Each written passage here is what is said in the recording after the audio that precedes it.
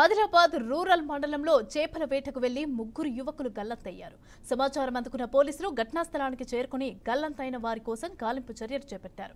గజ ఈతగాళ్ల సహాయంతో గల్లంతైన వారికి గాలిస్తున్నారు. అయితే మహారాష్ట్రకి చెందిన వారు తాన్సీ మండలం బండల్ నాగ్పూర్ గ్రామంలోని బంధువుల ఇంటికి వచ్చి సరదాగా పొచ్చెర వాగులో చేపల వేటకు వెళ్లారని బంధువులు తెలిపారు. ఇక సరదాగా చేపల వేటకు వెళ్లిన వారు ప్రమాదవశాత్తు వాగులో గల్లంతయ్యారని ఆవేదన వ్యక్తం చేశారు.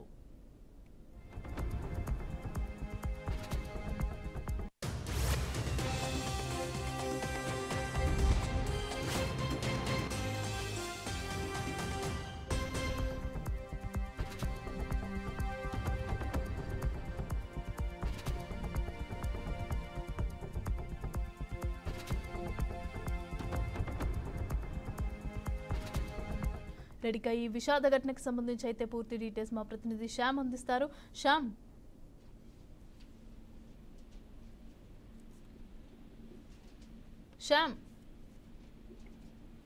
మమతా రూరల్ ఆదిలాబాద్ రూరల్ మండలంలోని పొచ్చెర వాగులో ముగ్గురు యువకులు చేపల వేటకు వెళ్ళగా వాగులో ముగ్గురు యువకులు గల్లంతయ్యారు.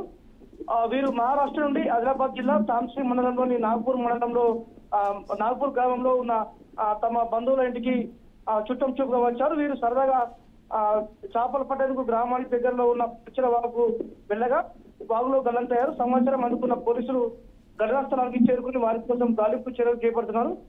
గల్లంతైన వారి పూర్తి వివరాలు తెలియాల్సి ఉంది. Mamata. Right, thank you Shyam.